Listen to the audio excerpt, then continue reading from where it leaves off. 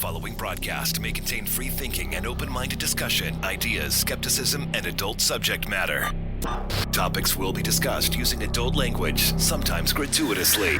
Get ready to move the conversation forward. This ain't your granddad's news and comment show. This is I Doubt It with Dollemore.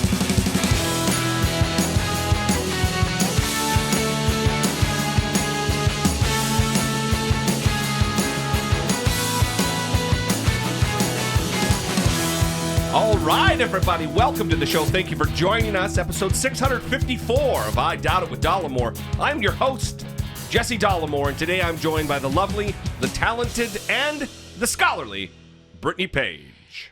Did you know that we have a P.O. box? I do know that. You knew that? Well, we have one. You're a funny guy. And we've talked about this recently, actually. But you never know when we have new listeners that haven't been listening to the show. So I feel like that's right. We need to repeat things quite often in order to ensure people are in the loop. But well, let me start. My name's Jesse Dollemore. I'm Brittany Page. This is I Doubt It with Dollemore. It's a podcast. Not that much repetition. Is that what you're talking about? Anyway, so the P.O. box was necessary because of death threats. That is why we initially got it. That's right. But what it has turned into is... from my adoring army of fans out there... to send you gifts. Death threats. No, the death threats. Oh, well, what I'm saying is it has turned into gifts. Yeah, a funnel for booze to be sent. Yeah. Which happens infrequently, but it happens. Yeah, and books and things like that. You just got a book. I did. Do you want to say who the book is from? Yeah, there was a little note. It was sent from Amazon, but every month we have Patreon hangout calls. For the Patreon supporters. That is right. Who are in a certain tier. That's right. So and it's not like a live stream on YouTube where you just sit and then you chat in a window and type and then we talk. Right. It's a conversation. It's a face-to-face thing. Yeah. And so a first-timer on the call, Brian, who lives in China, which was fucking fantastic. Well, it was perfect timing given the coronavirus. I mean, perfect timing because we wanted to talk about that. Yeah, for sure. With him. Not maybe perfect timing. It was perfect timing for them to be in China right now. Yeah. Anyway, we got to talking about, excuse me, the death of democracy. Mm-hmm. And he's a little bit more doom and gloom than I am. As everyone knows, I'm more of an optimist. And good for you. Yeah, it's more my fault than it's not my fault, but it is a fault, I think, sometimes. Well, some people think it's too much. I'm too much of an optimist. Okay. You think? I mean, that's fair. I just think I don't know, when you were starting to talk about how it's not positive that you're an optimist, I started thinking of like interview status when they're like, what's your biggest weakness? And you're like, oh, I'm a perfectionist. I get all my work done. Yeah. I'm super on top of it. And you're wondering, I just care too much. Right. When is this going to turn into a weakness? Right. It sounded a little like that. So I'm glad you got specific with it. Yeah. So anyway, Brian, we talked about this, and he talked about this book, How Democracies Die, and it is written by Stephen Levitsky and Daniel Zilblatt, and Brian wrote this little note, or he had Jeff Bezos write this little note. Mm-hmm. Hi, Jesse. This is the book that I told you about on the Patreon call. Enjoy and let me know your thoughts after you've read it from Brian. Very nice. So I will most certainly do that. I have not had time yet to begin the book. Yeah. But anytime a book gets sent, unless you send a giant box of books, like Kelly from New England did that time. Yes. I have not read all those. Mm-hmm. I've started a couple of them, but they are on the list. Well, we also want to give a shout out to Josephine, who was on with Brian. Yes. I believe on the call as well. So hello. We hope you are both safe and healthy. Coronavirus free. Yes, exactly. Sans virus. So I also received something, and at the same P.O. box, which, by the way, is P.O. Box 15822, Newport Beach, California, 92659. Holy shit. 92659. So if you choose to send booze illegally through the United States Postal Service, Don't do that. we will receive it. Don't do that. It is not proper. Do it the legal way. It is against the rules. Through FedEx. You cannot send FedEx to a P.O. box. Okay. I guess there's no way around that. Well, some people have found a way. So Through chicanery. So I got a gift as well, and I'm going to read it before I show it, like you were showing yours off with Vanna White over there. When I say it's you I like, I'm talking about that part of you that knows that life is far more than anything you can ever see or hear or touch. That deep part of you that allows you to stand for those things without which humankind cannot survive. Love that conquers hate, peace that rises triumphant over war, and justice that proves more powerful than greed. Ah, A Mr. Rogers quote. that's fantastic. It's so beautiful. And this didn't come with a name on it. And We don't know. Yeah, I'm so sad It's because. an anonymous gift. Yeah, so I want to know who sent it. Please step forward. Please only take credit for it if you did actually send it. You know, it's the same artist as the print of Ruth Bader Ginsburg behind you. Oh, really? Same artist. Okay. Yeah. Well, could it be. Timothy Joy. Okay. All right. Timothy Joy. Well, good. Yeah. I love Mr. Rogers. I love this gift. It's going to look great on either this wall Behind you. or another wall. That is right. We'll see. It will be displayed. It will be displayed. Absolutely. Thank you so much for that. So thanks, you guys. We love the treats. We love surprises. We love welcome surprises in the P.O. box. Yeah. Don't send us anything homemade. So, Don't send food items that are homemade. That's the rule. yeah, I'm sorry. Don't send food items that are homemade. Don't send us some fucking greeting card that's homemade. Pop, I just did something to my foot in a very abrupt way. Sorry. It's startling. Yeah, I guess. So someone sent us muffins one time, and they were from Cleveland, which is already kind of a red flag. And What, are you taking my role on the show? I'm just kidding. I know it would be a joke that people like, so I said it. But we also didn't know the person very well that they came from. And listen, it's a risk. That's not getting eaten. That's a risk. No fucking way. You know, with everything that has been said and that has been sent more your way than my way, but like, you know, the death threats and everything, we're not going to eat. Well, also, they see me and they think, oh, that guy's going to he's going to eat those muffins. Yeah, I mean, he's going to get down on those muffins. We're not going to eat the muffins that are filled with the powder that I cannot think of. You sound like Bill Cosby right now. With the powder! We don't want to get Bill Cosby'd by muffins, is ultimately what we're saying. Exactly. Yeah. You got that. So I want to transition into more of a depressing topic, which is Harvey Weinstein. Oh, yeah. But I also want to give you credit for this one. And I don't know if you have the tooting of your horn on the thing. Oh, of course. I always have the tooting of the horns at the ready, Brittany Page.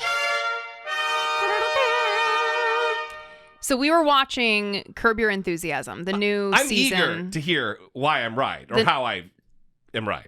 The new season of Curb Your Or Enthusiasm. how credit should be given to me. When Jeff Garlin, and this is going to be a little bit of a spoiler, so if you don't want to have a spoiler of the new season of Curb Your Enthusiasm, it's very minor, but... Skip ahead 2 minutes. Yeah, skip ahead. And it's also not a spoiler. Well, anyway, you get very pissed off very easily about spoilers, so I'm just trying to... Just about spoilers, Brittany.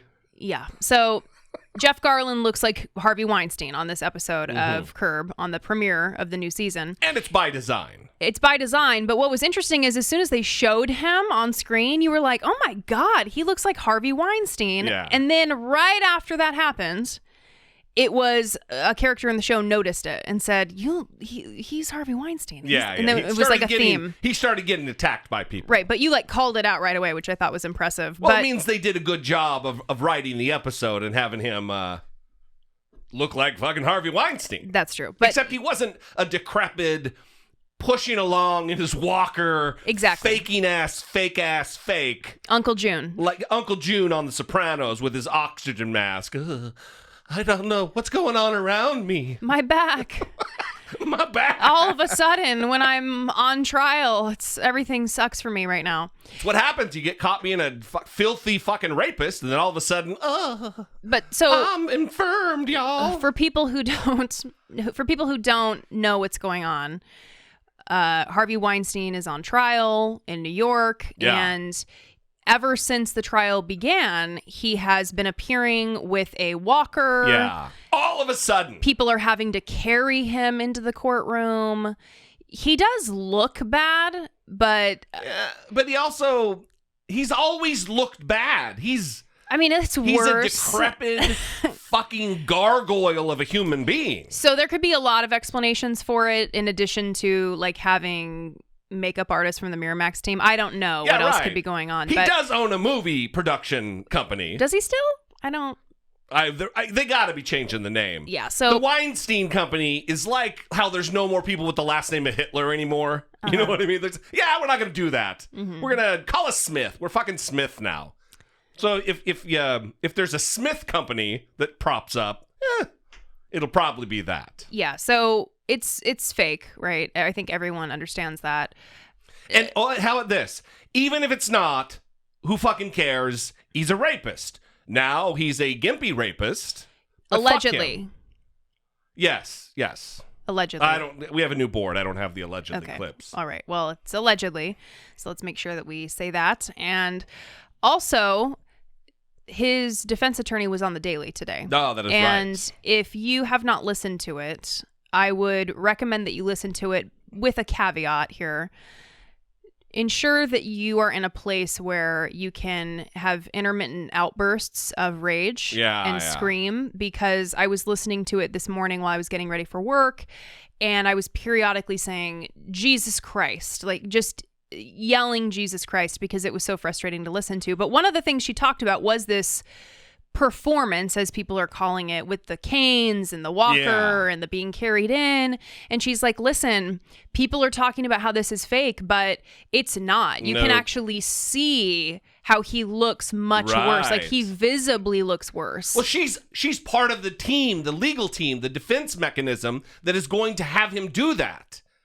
That's trying to sell it to the public. Absolutely. I wonder what the thought was, assuming that it's totally fake. Just let's make believe, folks, allegedly, to keep us out of legal jeopardy. Can you say that and still have it work, allegedly? Yeah. If you're on a legal team that is at the tip of the spear to strategize this and organize this as being something to manipulate a jury's compassion for this alleged rapist, what was the decision between walker, which he's using, and wheelchair? Like, you'd think that a wheelchair would solicit more sympathy from a jury, but they went with walker. It has to be, because if he's that bad off and you look at him, like if you had a grandpa that was walking around like Harvey Weinstein is, you'd be like, just get that guy a wheelchair, man. That's one of the reasons I don't buy it. Well, because he looks extra pathetic scooting that fucking thing along. Well, I also said to the public, right? I didn't specify to the jury. And the reason that I said that is because in this podcast, you can tell that this defense attorney is thinking on more of a broad scale, right? It's not just trying to shape public opinion, right, opinion. Right. It's not just having him not be found guilty in the courtroom, right, on criminal charges. It's also, she's very concerned about, she's represented many men who have been accused of sexual assault. And what her concern is how do they restore their reputation even after coming out of the courtroom, having not been found guilty? She wants him exonerated and rehabilitated relative to his public persona. Right. So it's not just a performance for the courtroom. It's a performance for when he's walking into the courtroom and all the reporters are taking his picture and asking him how he's feeling and all that stuff. But what I found most problematic on the episode, and again, I would recommend you listen to the entire thing. The defense attorney was interviewed by Megan Twohey, I believe, and she is the one who worked with Jodi Kantor of the New York Times to break the Weinstein story. And she's interviewing her, and there were many different points at which it was contentious, but toward the end is when it was the worst, because you can tell they're like trying to wrap things up, right? Were there any other questions that I was going to ask? Blah, blah, blah, right? Talking to the staff. And then she remembers, oh, I was going to ask one more question. Well, thank you so much for taking the time to talk to us, Donna. I really appreciate it. Thanks. I appreciate it too.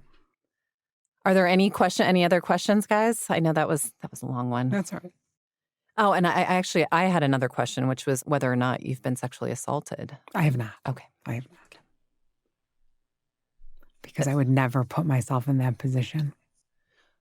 So you're saying, okay, actually, I'm sorry. So you're saying that you have never been sexually assaulted because you would never put yourself in the position of being sexually assaulted? No, I've always made choices from college age on where I never drank too much.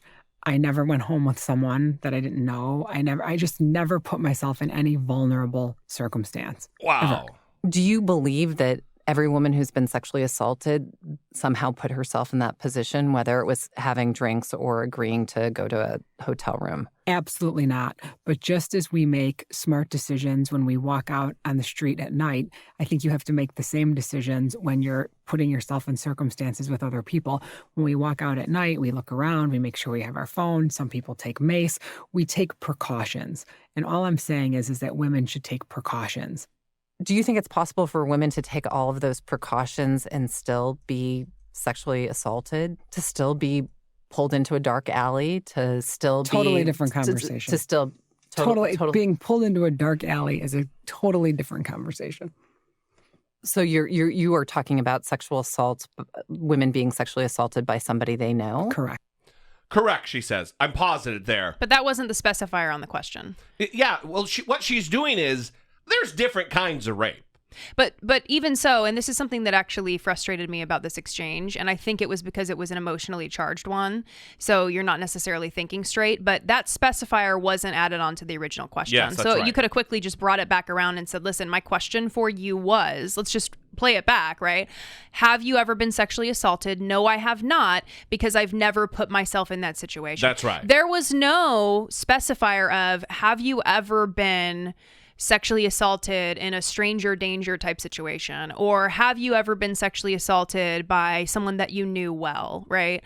There were no specifiers on that. It was flat general sexual assault. Right. And she answered, because I've never put myself in that situation. Period. It continues. Do you think it's possible for women to be sexually assaulted by somebody that they know, even if they've taken precautions? Sure. Anything's possible, Megan. It's not about what's possible. It's about trying to, again, minimize the risk. If you go out on a date with someone and you go out for dinner and you go out for drinks and you know them sort of, and you're sort of maybe developing a relationship with them, and you make a choice to go into their home at the end of the night, what do you think could potentially happen? And if you're not prepared for what could potentially happen, I think we're kidding ourselves. And then to leave and say, I had no idea that this person would maybe try to be sexual with me or have a sexual advance, I think is naive. Pause again. So I'm assuming she has the same kind of like philosophical perspective on cars. Yeah. Right? If you get into a car accident, yeah, well, don't get mad. Right? Yeah. You got into that car and you knew that an accident was at least somewhat inevitable. It seems to me that even her discussing the fact that she has to take precautions means that she can't say that she's never put herself in that situation. Taking precautions, it solicits, it leads to the fact that you're putting yourself in a situation. Because let's put it this way. If you're walking through a dark parking lot and you get your mace out, having the mace means you're in a situation. Taking the precaution of the mace means you've put yourself in a situation where something bad could happen. We do she's that. just not being intellectually honest. Well, yeah, we do that all day long, every day, right? With everything we we do. wouldn't go out of the house. Yeah. Right? I mean, you're taking on risk with anything. yeah, all the time. I mean, to say that you need to think about whether or not to go into someone's home and then you shouldn't act surprised if something happens, like, what? That somehow because you went home with somebody that you assumed was going to be respectful and that you were going to have a loving relationship with, or whatever the fucking situation might be, right? That then they rape you. A crime has occurred. Well, what she's saying there is that by the act of going home with the man, that is the consent there. That's the moment of consent, is just going home with him, because what'd you think was going to happen? It's such a strange thing to hear a woman talk about. Yeah, well, a defender of rapists. That's what she is. Yeah, she's a woman for sure, but she makes a living defending rapists. Accused rapists. You think she's never lost a case? I mean, I don't know the record, but again, I'm just trying to come on now with I feel safe saying she's a defender of rapists. I mean, I don't know her record, but just for the show purposes. Alleged. For the love of God, for the show. It continues. Yeah. Can't help but feel like you continue to place the burden of safety on women, on potential victims in general. Should the burden rest on them, or should it rest on the perpetrators? I think it should rest equally. And we've moved this conversation so far away from what we were talking about. But if you all right, another pause. But it's not equal, right? If she's saying that if you agree to go home with someone, what did you think was going to happen? Or, I'm sorry, you can't be surprised by what might happen, is the phrasing that she used. Well, first of all, the burden of safety should be on the victim and the violator equally. That's saying, there's blame on both sides. Both sides here. Yeah, she was raped, but her skirt was too short. She flirted with him a little too much. That's what this is. That's the logical conclusion of her thought process. Yeah, but so I'm even moving it out further or backward, right? Because I don't think they're necessarily talking about a woman being with a rapist.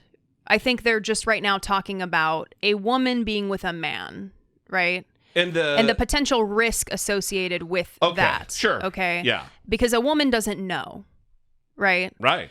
And so she's saying, because you don't know, right, you should never put yourself in situations in which you could even have a risk of this happening. Don't go to the grocery store. Don't get gas. Don't leave your house. Right. Well, even in your house alone, there's a risk. Right. So what are you going to do? That's what I'm talking about. I mean, you talked about theft, right? You could be robbed at any moment. Car accidents. You could get into a car crash. I mean, there's so many risks in life. Yeah. Right? If you live in such a way where you're trying to eliminate risk from your life, you're Reuben Pfeffer on Along Came Polly, right? And you're having a tum time in a bathroom with beautiful Jennifer Aniston in her underwear, and it's ruining your life. You're using her loofah sponge to plunge the toilet that her grandma gave her. Yeah. Listen. Anytime you can cram a Reuben Pfeffer in there, it's a good time. This does continue, by the way, and it doesn't get any better. Go out with someone. You can't have it both ways. We can't have things like Tinder where people swipe right and go meet whoever they meet. And most of the time, those are sexual interactions. And then say, you know what, I went out with them and I went to their house and we were flirting or kissing or whatever. And then say I had no idea that he may want to do this. I had no idea that he might want to rape me. You can't expect to be on Tinder and swipe right, everybody. You can't do that and expect not to get raped. That is what she just said. That is what the attorney for Weinstein just said. That you can't expect to be on Tinder and go home with a guy and expect not to be raped. Again, she keeps going back to this like surprise thing, right? You can't be surprised if something like this happens to you when you're using Tinder. And what world is this woman living in? The world where you defend accused serial rapists. Well, I want to get to the solution that she has for everybody. Here we go. You just can't have it both ways. So I'm saying that women need to be very clear about their intentions. I think women need to be very prepared for the circumstances they put themselves in. And I think absolutely women should take on equal risk that men are taking on. And the responsibility should be equal as well. Is there anything that you think that men need to do differently? Sure. I think men also need to be very clear about their intentions. And if I was a man in today's world, before I was engaging in sexual behavior with any woman today, I would ask them to sign a consent form. You are being serious. I'm being dead serious. I'm being dead serious because how easy is it for two people to engage in behavior and a day later, 2 days later, 5 days later, 27 years later, somebody say, you know what, that's not what that was. Why not? Why not? Take all of the question out of it. Make it easier on everybody. Well, Donna, thank you again for taking so much time. I really do appreciate it. No worries. So this obviously isn't the first time that this has been brought up as a solution, right? You've heard you've heard this before, yeah. You've heard dudes say this for millennia. Yeah, it's that long? Well, as long as dudes are making excuses for their bad behavior, this kind of shit has been said. How about that? Yeah, and you've heard it more recently with the Me Too movement, specifically from men. And this is really the first time that I'm hearing it from a woman. And again, it's just so shocking to hear her talk like this. And she has zero regard for the safety of women, right? For the risk posed to women, right? And the innocence of women. She's singularly focused on men, right? Which is understandable given her field and what she works in, right? But it's just unfortunate that someone so educated and someone so capable can't find it within themselves to step out of their own experience, right? And try to recognize maybe the areas in which they need to have a little more clarity. Yeah. And for her, that area is specifically in the risks posed to women going about their days, right? Absolutely. And I mean, it's so frustrating. And it's insulting. It's insulting to women who have done everything that she talked about, right? Yeah. Who do those things that she says. Right. Because I'm sure there are women that were sitting there listening to that and thinking, what? Yeah, that's exactly what I right? did. Women who have never drank in their lives. Yeah. Right? Or who have never blacked out at a party. Right? Women who have never gone home with someone they didn't know. Right? And were still sexually assaulted. They're listening to that thinking, what? Right? And even women who have done those things. Right? Chanel Miller, the most recent case that blew up with Brock Turner. Yeah, right. Who did drink too much, who blacked out, and who was then sexually assaulted. Right? We're supposed to say to her that the criminal act that was perpetrated against her is her fault. Right. Well, you shouldn't have done this. Right. What about Brock Turner and what he should have done? Right? Yeah. I mean, it doesn't matter if there is a frail elderly woman sitting on a park bench, right, who's not holding her purse close to her, right? If someone steals her purse, people are going to be upset about that, right? Who did this to this woman, right? She's vulnerable. Why don't people do that same thing when they hear these stories, right? Why did someone do that to someone who was vulnerable, who couldn't protect themselves? Yeah. Instead, we say, why did you put yourself in that situation? Yeah. Well, it's the same. Listen, if you park your car on your carport and not in your garage, and it gets broken into, nobody says, "Hey, man, what'd you expect? You should have parked it in the garage." No one says that. So it is sad that this is an opinion that's held by a lot of men, first of all, but also a woman who defends alleged serial rapist. And this is who Harvey Weinstein has leading his team. Yeah. Just so you know. That's who's leading his team. Yeah. Anyway, we'd love to know what you think about this. Let's have a conversation about it. 657-464-7609. Of course, you can always email a voice memo from your smartphone to idoubt@dollemore.com. Support for I Doubt It with Dollemore comes from generous, engaged, intelligent, and good-looking listeners like you by way of Patreon. Your support on Patreon for as little as $1 a month helps keep the show going and move the conversation forward one podcast at a time. If you would like to join the ever-growing family of supporters, please visit patreon.com/I Doubt It with Dollemore. So before I talk about the percentage of Americans who have heard of certain news outlets, basically before things start really popping off here, are we going to do pew pew? Pew, we pew, are, pew, but pew, we want to give a shout out to our most recent Patreon supporters. Yes. So we would like to thank Jewel. Yes. Jewel. Sorry, my mind's somewhere else.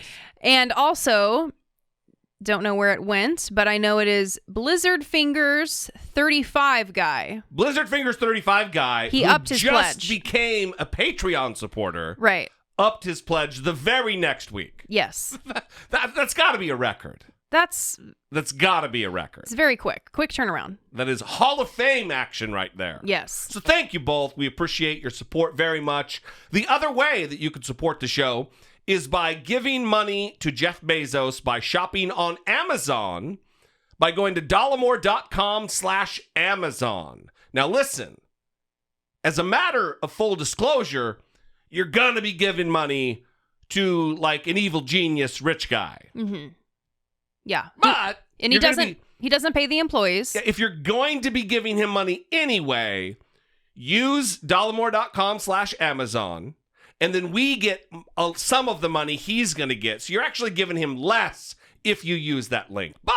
But you also want to know he doesn't pay the employees very That's right. well, and some of them die on the floor in the factories. Women have had miscarriages and then while also working. People get into car crashes trying to deliver the packages. Because he's a terrible person. So we just want to make sure you know that before. Or do I have to say allegedly for that too? Before you go and shop at dollemore.com/Amazon. That is right. Yes. Advise consent. So let's talk Pew. Please. Pew pew pew pew pew pew pew. This is going to be interesting because I think for most of the listeners that we have, they have heard of some of these news outlets that I'm going to talk about, but I was shocked by some of these percentages, okay? The percentage of U.S. adults who have heard of each source for political and election news. Okay? They're going to be low, huh? That we're going to be shocked at how dumb people are? Well, just wait, okay? All right. So, for example, Breitbart. You know Breitbart. Mm-hmm. I know Breitbart. White supremacy outlet. What percentage of U.S. adults do you think have heard of Breitbart as a source for political and election news? 45%. Pretty good. Yeah. If it was The Price is Right, you would lose, though. Oh, I went because over. you went over. How much over? 39%. I was gonna say 42. Wait, you didn't go over 39%. The percentage is actually 39%. No, I was gonna say 42, but I thought it was me too specific. And then if I was close, then people would think I knew the number. Oh. So I said 45. Okay. So it's actually closer in my mind. You really got in your head then. That's what you're saying. How strange is that, I get in my head. Yeah. 39% have heard of Breitbart, and that's shocking to me, but I can't really put my finger on why it's shocking. I shouldn't be so surprised by it because really, you only know about Breitbart if you are like in the cesspool that is Twitter. The cesspool that is Twitter, or you're in the game we're in. Yes. You know, Steve Bannon used to run Breitbart after Andrew Breitbart died. Mm-hmm. It's always been a shitty, hateful, alt-right, anti-Semitic scream. That's where Ben Shapiro got his start. Mm-hmm. Dipshit Ben Shapiro. Let's jump there. Let's jump to the Daily Caller. All right. Which is Ben Shapiro's outfit. Fewer than 39%. Okay, you want to give a more specific percentage? 21%. Wow, you are very good at this. 18%. Oh, all right. I'm over, though, every time. But 18% have heard of the Daily Caller? That, again... The Daily Caller is actually not Ben Shapiro. It's Tucker Carlson. Oh, I'm sorry. That's right. Thank you for fact-checking me. Tucker Carlson. That's shocking. Another dipshit. Another right? white supremacist dipshit. Is it just because, again, we are in the Twitter cesspool that we know all about the Daily Caller? Or I think so, yeah. It kind of gives me some relief.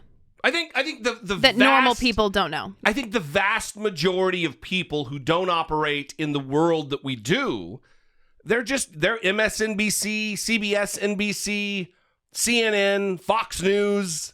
They're the big ones. They don't traffic in the internet through this hyper partisan website media sphere, you know? Mm-hmm. Yeah. Well, let's just kind of hit a few. Vox, 31%. That's low. That seems low to me. Vice, 35% have heard of it. It's an HBO show. That's low too. Yeah. Rush Limbaugh's show, 56%. Of course. Ugh. Politico was interesting to me. 44% have heard of Politico. I think that's pretty low. 56% NPR. What? Yeah, but that's NPR. That's all over everywhere. Every town almost every town, has a public service or a public broadcasting. Mm-hmm. The Hill, 32%. Yeah, the Hill has gotten bigger. When I worked on Capitol Hill, the Hill was just the Hill and Roll Call, which we have a copy framed out in the living room. That's was a Capitol Hill thing, but the Hill has since become more of a national actual reporting organization, even though they hired dick faces like John Solomon, who write propaganda and lies. Yeah. Anyway. So I'm appealing to that 19% that don't even know what I'm talking about. Yeah. Well, I think the point of why I wanted to talk about this is to realize that if you have heard of these, right, specifically the ones that most people have never heard of, realize that you're in a kind of media sphere that most people aren't in. A bubble. And I think I just saw an article by McKay Coppins over at The Atlantic. He's one of the editorial writers. Yeah. He created a fake Facebook page and went and joined a bunch of pro-Trump, Make America Great Again groups and kind of immersed himself in that world and talked about what his experience was like having done that, and that he started to question every headline he saw about Donald Trump after seeing all these posts and just being immersed in the culture of Donald Trump. Because it's just paranoia and conspiracy and lies, just blatant, outright crazy lies. Yeah, but even on Twitter, right, you kind of cultivate your feed to look a certain way. And some people are existing in completely different media atmospheres that we don't even know what's going on over there, what's being said. Yeah, every once in a while, I'll get very frustrated because I follow well, first of all, there's a Twitter account that if you want to follow everything that Donald Trump sees in his Twitter feed, I think it's at Trump feed or you could Google it and they'll tell you what it is, but the Google. Yes. Those people over at the Google. Mm-hmm. And I get frustrated. And I also follow Don Jr. So everything he likes, I get to see. I get to. Yay! Yeah. Oh my God, it's always a gift. It's a joy. And sometimes I get bummed out. I'm like, I'm gonna fucking unfollow that guy. But then I don't, because I don't want that taken away from me. So I get to see what kind of craziness is out there. Mm-hmm. I don't want to be in a bubble. I don't want to be in an odd, just the microcosm of the news that I've curated for myself by picking who I follow on Twitter. Right. I think that's very admirable. What I would also say, though, all the compliments today from Brittany Page. Well, don't get used to it. Just to reassure. That's prick shit, bro. That's prick shit. Reassure was not the right words. I'm glad that you played that so I could just backpedal a little bit. Just to always giving you a chance. Just to go back to the point that I was trying to make. I think following two accounts that give you a glimpse into the Trump world is not enough to really get you there. You know what I mean? Well, we're still existing in very different media spaces, and you get a little glimpse here and there, right? Which I'm sure is interesting for you. Yeah. I see a lot. Right. I still see all of the Dave Rubin bullshit. Right. I see a lot of crazy, especially following Don Jr., because that guy likes and retweets I don't know how he's running a multi-million-dollar business because he's fucking on Twitter 24/7. Yeah, but you still, well, he doesn't, but you still get to see Ezra Klein and That's right, I do. Whoever else, right? The reasonable tweets that come through Yeah. your feed, you get to be reinforced by that. There's people out there who they have none of that. They're But not also- seeing any of that. They're not also- reading any of that. For sure. I also don't follow like left-wing bomb throwers for the most part. I follow I don't like it, but I follow Maggie Haberman from the New York Times. I follow like legitimate media people who Twitter's also doing a thing now. I don't know how we got on the Twitter thing, but Twitter's also doing a thing now where they will show you tweets of people who your people follow. Yeah. So I also they've done a good job of also buttressing people against that bubble. Mm-hmm. So Sometimes. Somewhat. they're doing a better job than they used to. Because it used to be just straight up what you followed is what you got in the exact time that they tweeted it. It was like Instagram used to be, where you scroll down and then it got to the end. Yeah, but what I'm saying is it's still, those suggestions are still based on the people that you follow. So I see those too, right? Yeah. It'll show me a tweet and it will say this person and 12 other people that you follow this person. So it's still trying to get you a little bit deeper into that circle of like-minded people that are with you. But when you follow these legitimate media types, they follow bad people and they follow good people. So you really do get kind of a mix. Bad people and good people. Yeah, I mean, they follow assholes. People that are in the good place and people that are not in the good place. Yeah, like I guarantee Maggie. I guarantee it sounded weird. I guarantee that Maggie Haberman follows Steve Bannon, which I don't follow, and occasionally I'll see a Grand Wizard of the KKK tweet from Steve Bannon because Maggie. I'm using this as an example. I haven't really seen this, but I might see that. Mm-hmm. Anyway. Good. Great topic. That's very interesting. Yeah. I love it when you bring new shit to the table. Mm-hmm. All right. Well, listen, we're going to move on, but I want to talk about this story very quickly. It's about a school in Michigan, Saline Area Schools. So it's not just one particular school, but at one particular school in the Saline Area Schools in Michigan, there was a Snapchat thread. I don't know how, I'm really dating myself here, but there was a Snapchat message thread, or some messages were sent over Snapchat that were racist about the football team, which is predominant, or the black students on the football team. And you were looking at me to help you explain Snapchat. No, but I was looking at you to give me some reassurance that I'm not a dinosaur because I don't get Snapchat. I don't know if what you just said about Snapchat is true or not true. Oh, so you're with me. I don't use Snapchat. You're also a dinosaur. That is what I'm hearing. That is not... Am I picking up what you're laying down? That is not how I would characterize it. I don't spend time on worthless things. Just chill. So, don't look at my screen time. racist messages sent. And so the community got together, parents in the community and parents who have students at this high school, got together to have a community meeting focused on inclusivity, focused on diversity, focused on anti-racism. And a parent got up and he was telling a story. He's an immigrant to the United States from Mexico. A former mechanical engineer who now runs a restaurant in town. And he got up to tell a story about how his son used to struggle in high school because of racism. When a father, Tom Bertel is his name, Tom Bertel, sounded off in the back, then why did you leave Mexico? I remember when I went to his bedroom to say goodnight, and he was crying because of the abuse that he was enduring in this school system. Then why did you stay in Mexico? You need to leave. It's disgusting.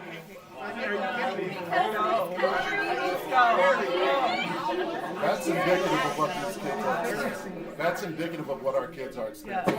Comments like this. And that's, no, he's sharing a story right now. And that's indicative of what our kids are experiencing. So this is the time. You leave. Please. This is a platform for discussion. No, that's right. That's right. Okay. You're right. You're right. You got the floor. I got You got the floor. Explain yourself. But no, you got the floor. Hey, you interrupted the take the mic. You interrupted the take. All right. We're going to have this meeting. Let me answer the question. She asked me a question. She asked me a question, why didn't I stay in Mexico? Because this is the greatest country in the world. Well, you're complaining about being here. You're complaining about being here. It's not your turn. It's not your turn. You get the mic next. Okay, You get the mic here's next. the thing. Okay, have a seat. We're going to Don't have tell this her to have a seat. We're going to have this. I am in love with this clip. There is so much going on here. I edited the audio a little bit because when he was speaking, it was very low, so I wanted to boost that audio. So the moments where there was a volume, a discrepancy in the volume, that was me trying to make it easier to understand what was happening. But you didn't edit for content. Not you just at all. edited for clarity. I didn't. There's no clipping at all. I just boosted levels. But what is fantastic to me is that, and I watched the video, there's not a person in that room that is on that dickface's side.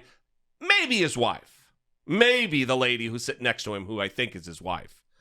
Everybody, they gasped in horror that he would say such a racist, incendiary thing. Well, and that's really what we want, right? Yes. Is in moments like that to have a majority, right, rush to support and defend someone who is being hurt. And it was beyond that. It was get the fuck out of here. You get out. You get out. Right. You don't belong here. Mm-hmm. That will not be accepted. That is anti-racism in effect.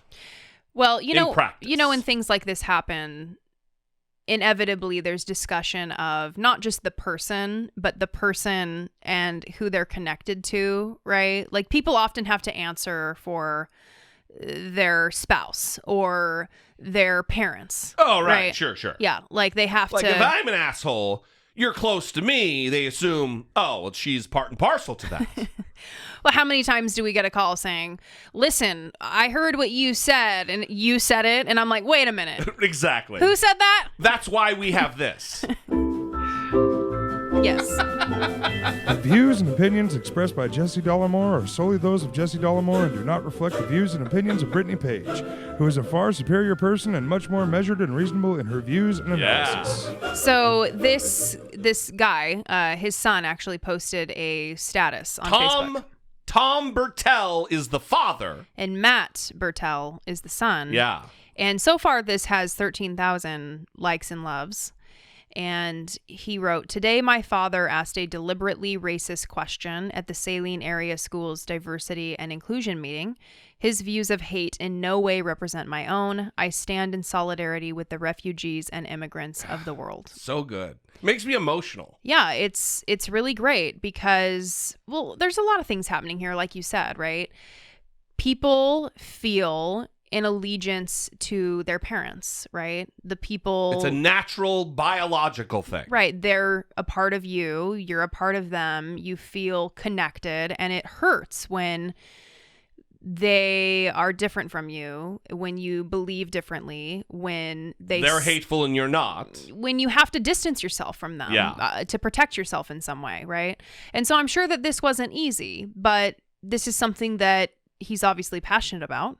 Yeah. Right? He didn't need to do this. I mean, I'm sure people would have dug up his name, but it wouldn't have been all over the internet, right? Yeah. So he didn't need to do this. And he still felt it was important to say, hey, I'm not down with this. This was wrong.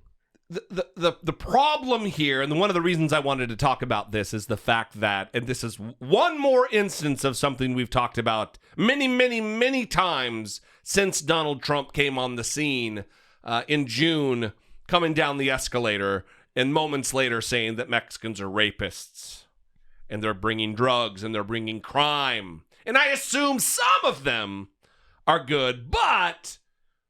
And some, I assume, are good. Some, I assume, are good people, right.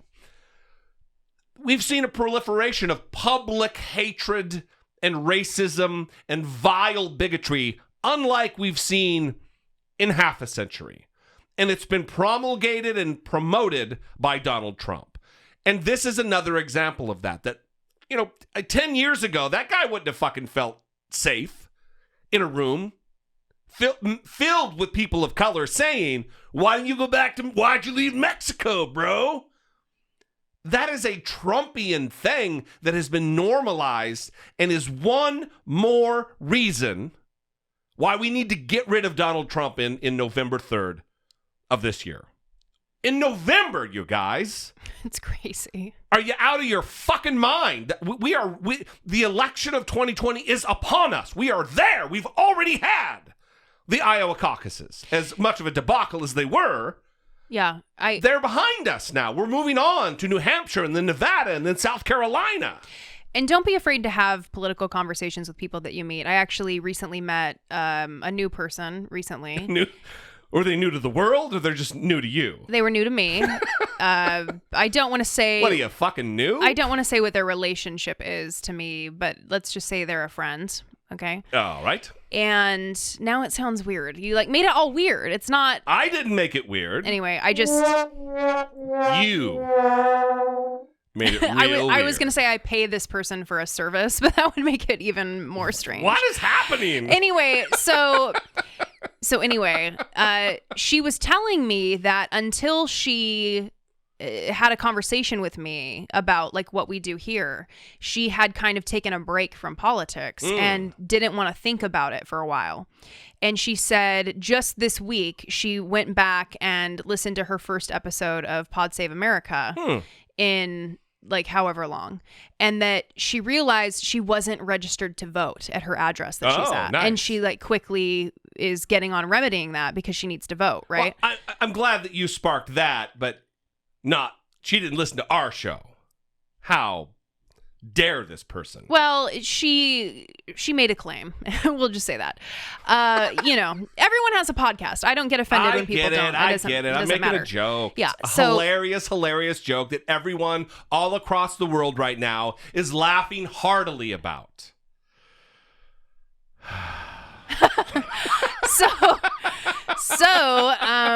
Anyway, that's what we need more of, right? To have those conversations. Absolutely. Encourage people to register to vote. Make sure they just check, right, if they're even unsure, because some people haven't been voting and haven't been participating. Don't shame them, right? Yeah. Don't send them into a position where they feel further shamed and they can't talk to you about it, right? When I was having a conversation today, someone didn't understand what the Iowa caucuses were or what the process was like, right? And she was asking me questions about it. And if she had felt embarrassed, right? Or I had laughed and said, oh, you don't know? You don't know what's going on? They're going to crawl back into their shell of ignorance. Right. So, and I don't mean that as a negative or a pejorative. Right, just not knowing. They don't know. Right, and a lot of people don't know how sure. Also, it was all weird this time. Only 28% of people know what fucking Breitbart is. They shouldn't feel ashamed because of that. In fact, they should feel proud they don't know. Thankful. It's like when I was talking to my godfather and I mentioned something about the Kardashians and he said, who are the Kardashians? And I said, oh my God, what an amazing life you lead, right? Yeah, that's a magical, mystical existence. Yeah. It's like a unicorn. Yeah, it's incredible. I mean, I don't watch them, but I know who they are. I secretly watch them. I think you do. I think you do. Get the fuck out of here. I don't watch them. Oh, really? So I don't know how Snapchat works, but I watch the Kardashians all the time. Yeah, we're talking about get the fuck complicated black holes, and all of a sudden you're talking about how I don't watch Keeping Up with the Kardashians. My least favorite one is not Kendall. Miley? Is there a Miley Kardashian? No, my least favorite one. Oh, my I just least. said it so quickly that it came out as one word. It's a gift. Yeah, it is. I'm not prepared. All right. Oh, God. So listen, we're at 55 minutes and we haven't gotten to Dollemocracy, but that doesn't matter, Brittany Page. We're just going to push right ahead with the program and do the show as normal.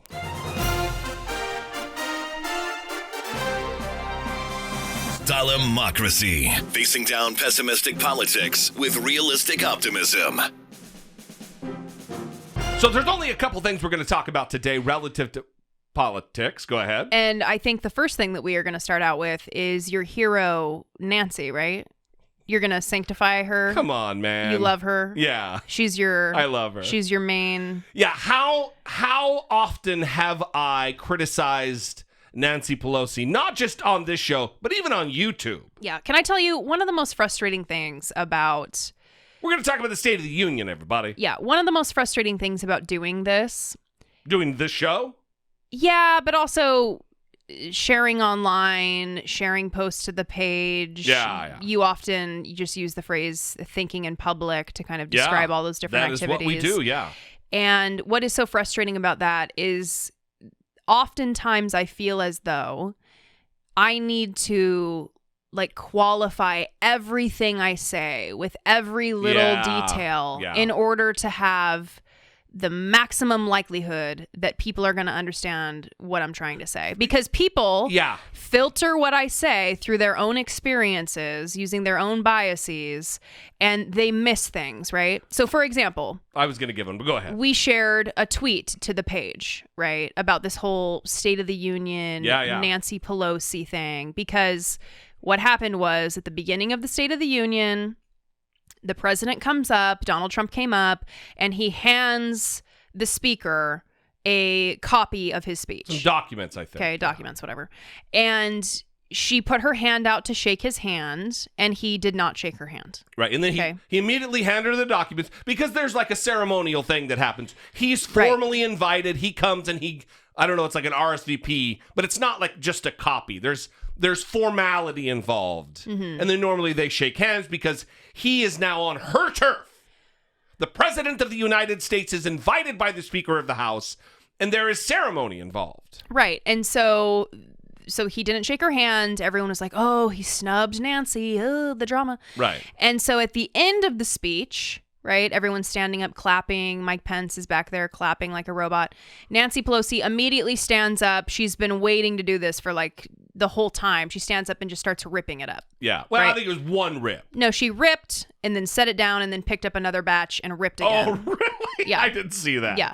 She was going to town. Yeah. A lot of ripping. Yeah. And so we posted... Let her rip, baby. We posted a tweet to the page. I have it here. Okay. While you were talking, I was doing some work on this That's what I was hoping. Yeah.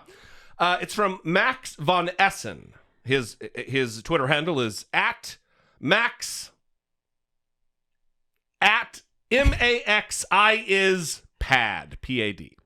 And he says, alert me when @Speaker Pelosi sexually assaults someone, mocks the disabled, tears a child from their parents, pays off a porn star, insults a Gold Star family, calls Nazis fine people, denies science, steals from a charity, or starts a fake university. Until then, take a seat.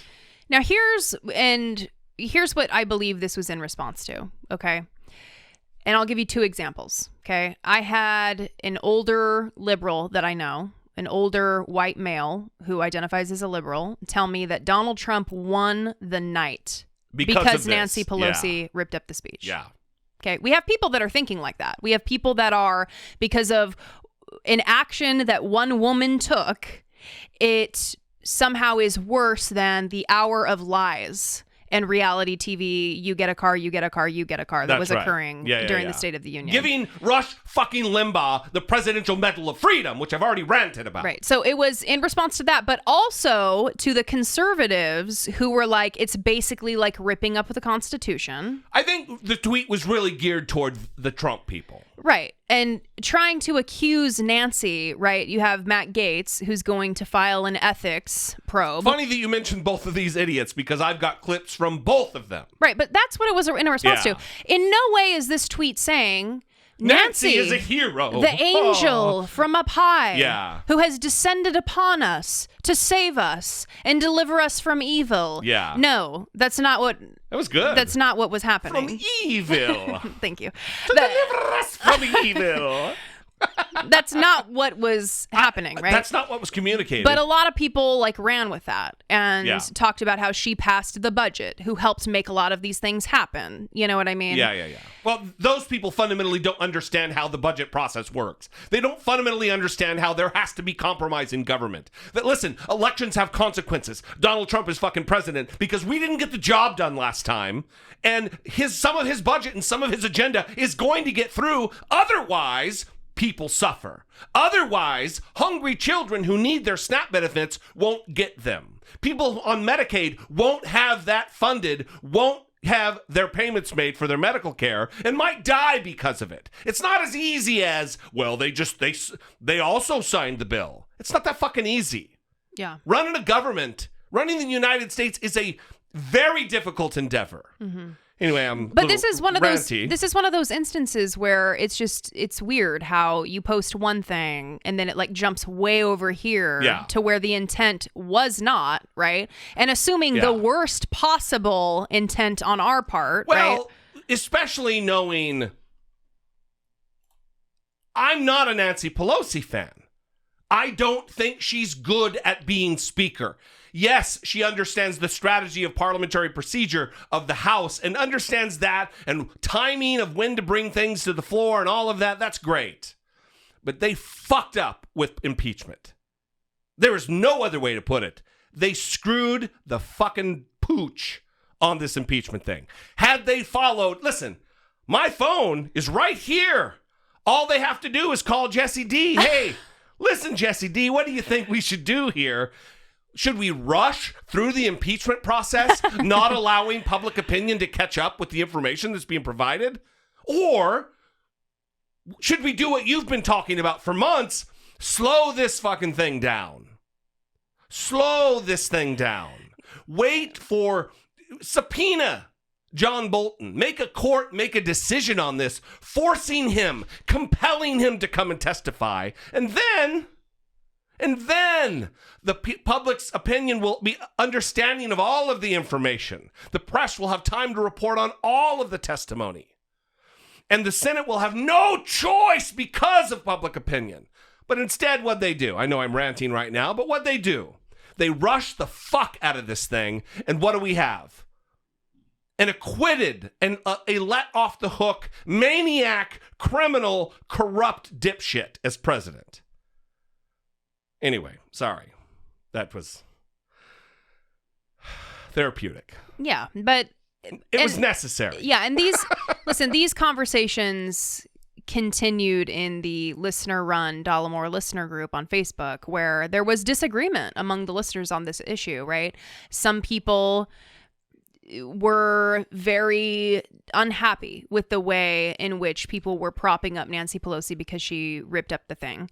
And that's fine, right? I agree that it isn't some brilliant move, right? It really is meaningless. I think she shouldn't have done it.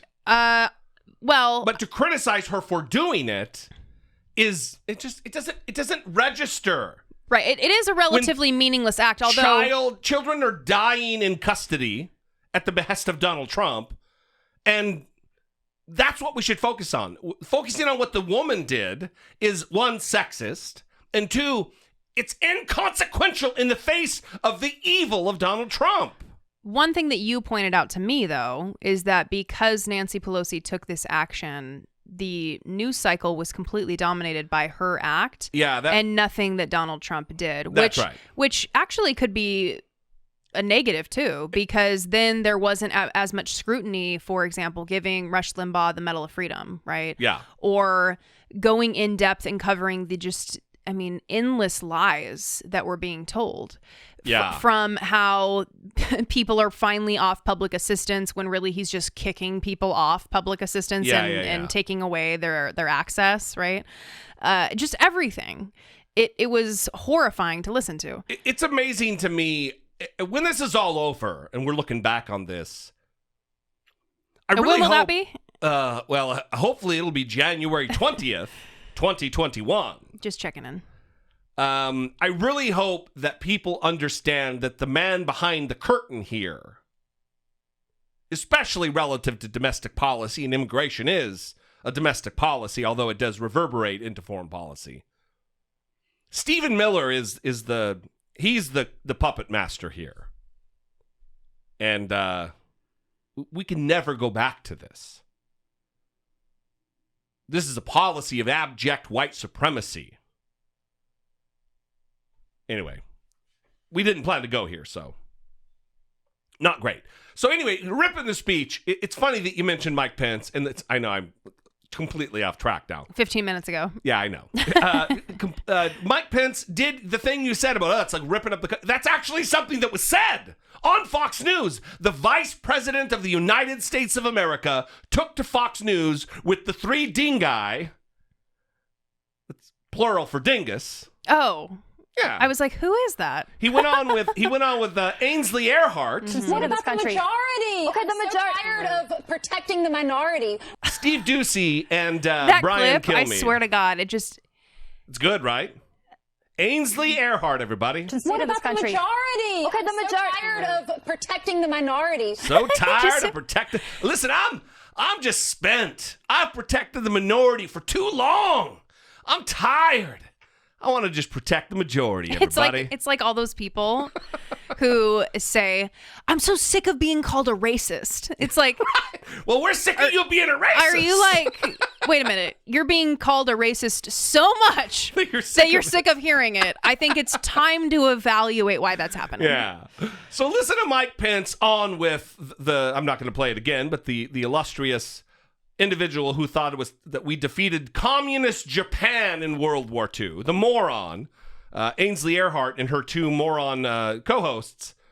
This is Mike Pence, the Vice President of the United States, explaining what he felt about Nancy Pelosi ripping the speech. You were there. You were standing right next to her behind the president. Good morning. What was your reaction? Did you realize when she was ripping it up what she was doing? I didn't see her do it. I found out just a few moments later, and I think it was a new low. I wasn't sure if she was ripping up the speech or ripping up the Constitution. I mean, it's clear the contrast here was a president who spent an hour and a half making the speech about America. And Nancy Pelosi in the final moments tried to make it about her. And I think the American people see through. He didn't see her ripping it up. Yeah. He was right next to her. Yeah. And she was holding it up so that the camera could see. She looked into the camera, right before she did it. She looked into the camera, looked away, like, oh, okay, I'm just making sure a camera's on me. And here we go, right? And he didn't see what she was doing. She almost did the old nudge to Mike Pence next to her. Listen. I couldn't tell whether she ripped up the speech or ripped up the Constitution of the United States. Well, let me tell you, if it's a photocopy of a speech that the president just gave, it's probably a speech. And she probably isn't walking around with the Constitution of the United States. She didn't just break into the National Archives, you fucking robot dipshit. Come on. Which leads us to the other argument that morons like Matt Gaetz have been making. Mm-hmm. Morons like Charlie Kirk immediately tweeted that, according to U.S. code, it's against the law to destroy government records. Listen to Matt Gaetz. I will be filing charges against Nancy Pelosi in the House Ethics Committee. She disgraced the House of Representatives, she embarrassed our country, and she destroyed official records. The law does not allow the Speaker of the House to destroy the records of the House, and the rules of the House do not permit some little temper tantrum just because you don't like what the President of the United States says. Listen, I have attended multiple states of the Union. Should I? I'm not going to do it. In my time working for the United States Senate, I had occasion to work two different states of the Union. Hundreds and hundreds, maybe 1,000 or more copies, maybe more than that. Maybe thousands of copies of the speech are made. So you can follow along as you go. They're thrown away. They're lost. They're soiled. It's not an official government record. It's not like walking into the Secretary of the Senate and burning a filing cabinet filled with priceless government records of the floor of the Senate and their proceedings. Well, and the point of all this really is that they are just using this as an opportunity to rile up the base, right? But it's like a bridge too far. It's like they're going.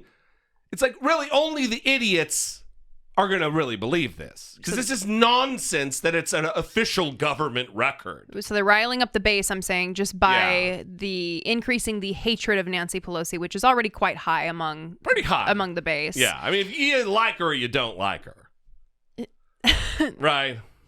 So again, I want to caution against that kind of thinking, right? Because that's kind of how everyone is acting right now, right? On both the right and the left is, if you are not going hard against Nancy Pelosi and talking about how terrible it was that she took this action, well, then obviously you love her. No, obviously. No, I'm talking about the people who are engaged on the matter. There's not like anybody who's really driving this conversation isn't like, I really don't know what I feel about Nancy Pelosi. Okay, yeah, that's fair. I'm just saying, in terms of... If you're talking about that 18% who don't know who Breitbart is, then yeah, I get that.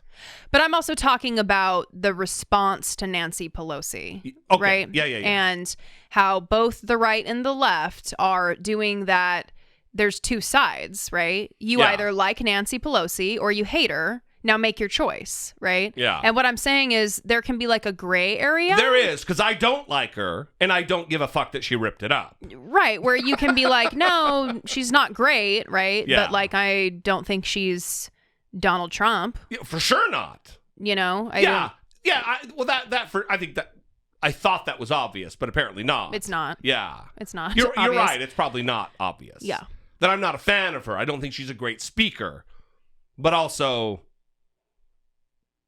the enemy here is Donald Trump. She's not Donald Trump. Yeah. So. Really? I mean, come on. And that was the point of the tweet that was shared as well. Not great. Not great. Yeah.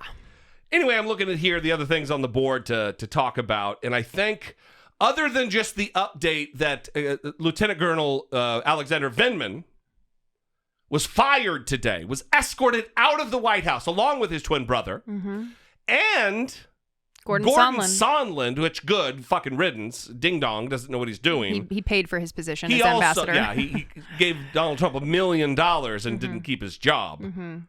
They were both fired today.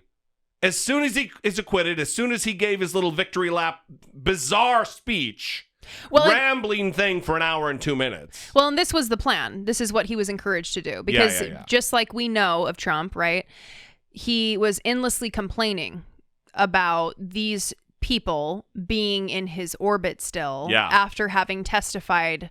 Because he has no discipline. He can't just wait it out. Right, and made him look bad is really what he's worried about, right? So he doesn't want those people around. And so his team said, hey, listen, we understand you're upset, but you need to wait until there's a verdict here. Wait until after the trial is over. Yeah. And so that's what he did. So let's do this before we leave. I want to play the first minute or so of Mitt Romney's speech before his vote to convict Donald Trump on the one count. The only member of his party that's right. to go against his party. On one of the counts. Not in any impeachment trial. Yeah, though. That's right. In history. Only the abuse of power count, article of impeachment, not on the obstruction of Congress one. Here's what I messed up about that. As I was saying it, I looked up because I'm like, not coming out right. The only senator to break with their party on impeachment ever in history. Yes. He broke party lines. That is right. Yeah. So listen to his speech. Listen, I got a lot of problems with Mitt Romney. A lot. That don't even just deal with politics. I got problems with him. Is this a mom jeans situation? No. Well, maybe that too. But all right, Donald Trump Jr. I'll get down on some mom jeans. I'm okay with that. Okay. Whatever. Anyway, just listen to his speech. This is a heartfelt thing. This is not some fabricated, contrived bullshit. He gets choked up. There's like a 30-second period, maybe. I haven't timed it out, but there's a long period of time where he's trying to not break down and cry. Yeah. And he's not an Oscar-winning fucking actor here. It's goddamn Mitt Romney. Listen to this, and then we're going to play the very next day at the National Prayer Breakfast with Donald Trump surrounded by quote-unquote Christians and how he responded to Mitt Romney's speech. The Constitution is at the foundation of our republic's success, and we each strive not to lose sight of our promise to defend it. The Constitution established the vehicle of impeachment that has occupied both houses of our Congress these many days. We have labored to faithfully execute our responsibilities to it. We have arrived at different judgments, but I hope we respect each other's good faith. The allegations made in the articles of impeachment are very serious. As a senator juror, I swore an oath before God to exercise impartial justice. I am profoundly religious. My faith is at the heart of who I am.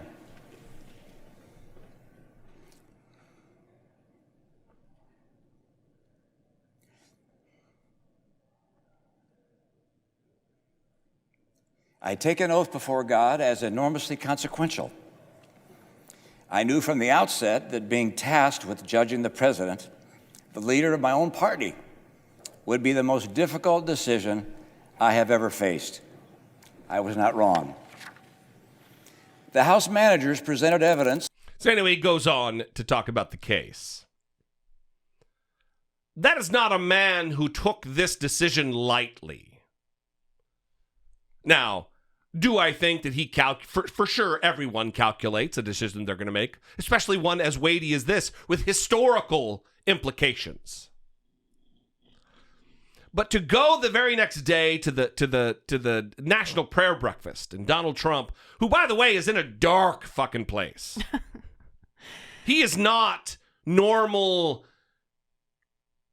Donald Trump. He's not normal cutting up, being asshole, attack Donald Trump. He's in a sunken, dark. He's in the sunken place? Low, isolated.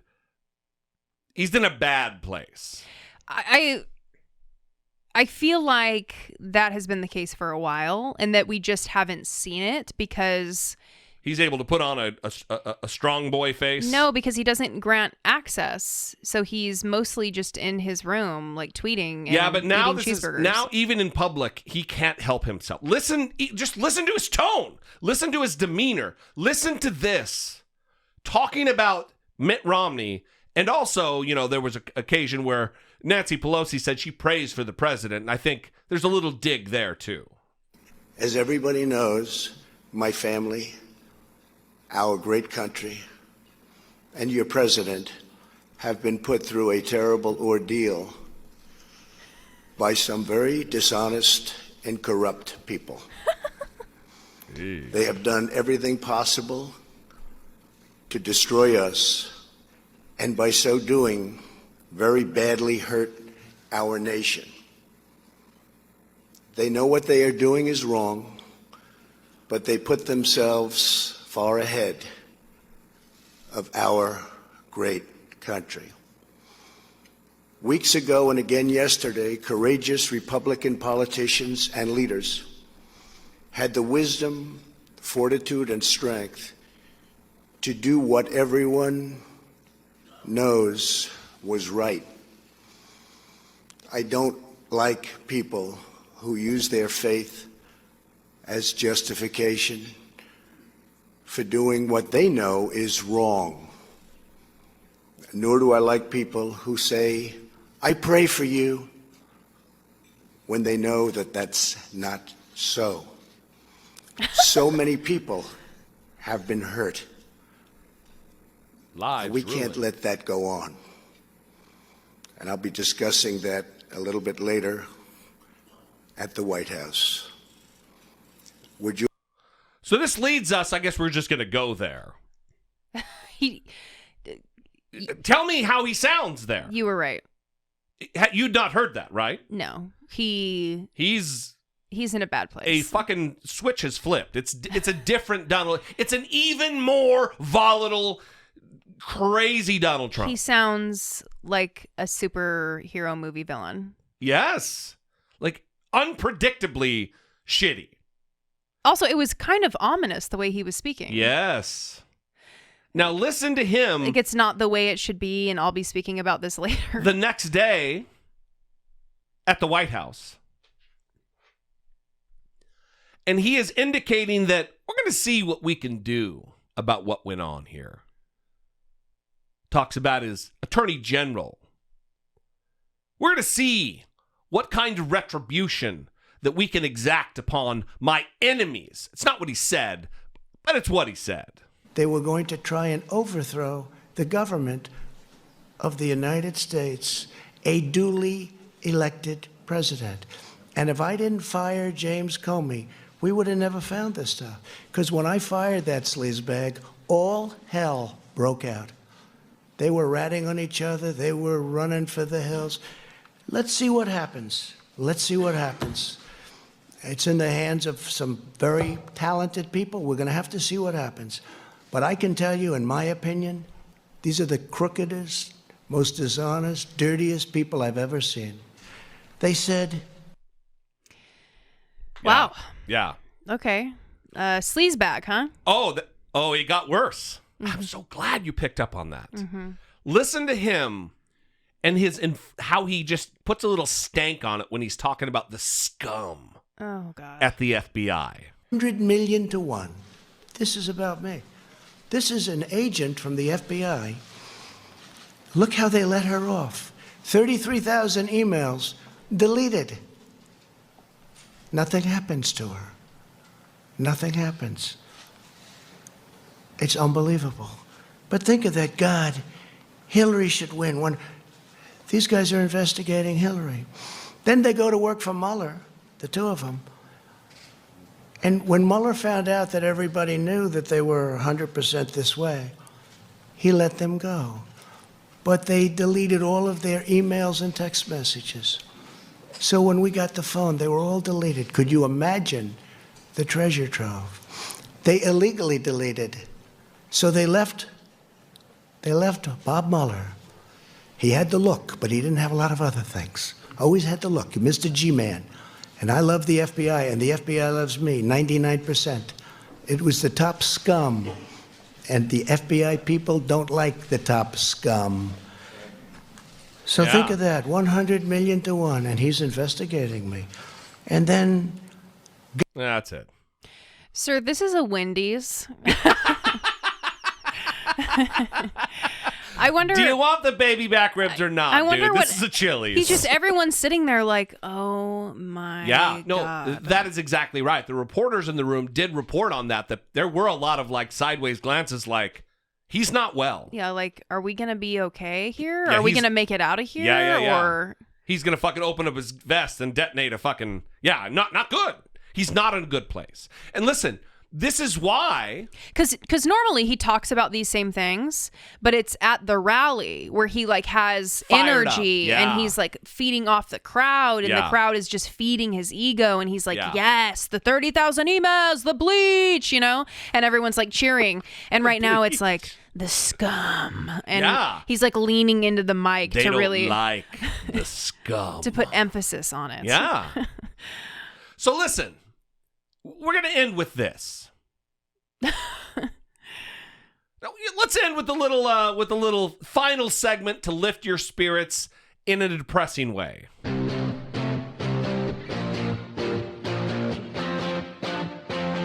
Takin Care of Biz. So we just talked about how Vindman was walked out. Yeah. Right. And when Vindman gave his testimony, people were very moved by him because he is an accomplished person and a Purple Heart recipient. Very respected, well respected, right? Yeah. Wounded warrior. Yeah. I mean, smart guy. Aside from all that, though, just watching him speak, you see that this is a man of integrity, right? A man that really values his work. He's putting himself at risk. He knew what the risks were. He chose to do the right thing in spite of the risk. That's courage. That is courage. Yeah, but I wonder if he knew that this would be the end result, right? Of him being walked out. I'm sure he calculated that it was a possibility. Yeah. Yeah, and that makes me sad because you imagine that happening to someone who's done something wrong, right? And one of the most moving parts of his speech is when he talked about how he wouldn't be hurt for telling the truth. He'd be okay. Yeah. I also recognize that my simple act of appearing here today, just like the courage of my colleagues who have also truthfully testified before this committee, would not be tolerated in many places around the world. In Russia, my act of expressing concern to the chain of command in an official and private channel would have severe personal and professional repercussions, and offering public testimony involving the president would surely cost me my life. I'm grateful to for my father's brave act of hope 40 years ago, and for the privilege of being an American citizen and public servant, where I can live free of fear for mine and my family's safety. Dad, I'm sitting here today in the U.S. Capitol talking to our elected professionals is proof that you made the right decision 40 years ago to leave the Soviet Union and come here to the United States of America in search of a better life for our family. Do not worry. I will be fine for telling the truth. Thank you again for your consideration. I'll be happy to answer your questions. And Donald Trump dares vilify this hero. Well, and that was such a, I mean, listening to that quote now, right, where he says, in Russia, I would have received serious professional and personal consequences for doing what I'm doing. He would have lost his life. And then he went on to say he would lose his life. Yeah. But the suffering professional consequences, well, you don't need to go to Russia for that. That just happened. That's right. Right here with a vindictive president, because he wants only people that will support him, lie for him, and tell him that he's doing all the right things. It strikes me that people act like, I even see liberals who act like John Bolton is some kind of not a hero, but he's brave for stepping out against Donald Trump. Well, where the fuck was he during this whole process? Refusing to testify before the House investigators. He could have at any time held a press conference and made everything public. Chose not to because he is a coward. You got Vindman here. You've got Anita Hill. You've got Marie Yovanovitch. They are the heroes in all of this. Mick Mulvaney, coward. John Bolton, coward. Every other individual who refused a subpoena from the House of Representatives to get to the truth is a coward. People in positions of power who could have done something chose not to because of their cowardice. And it was low-level people like Vindman and like Anita Hill that stood up and did something. They're the Takin Care of Biz today. We'd love to know what you think. Please help us move the conversation forward. Sound off, 657-464-7609. Of course, you can always email a voicemail from your smartphone to idoubtit@dollemore.com. We will see you next time. For Brittany Page, I am Jesse Dollemore, and this has been I Doubt It.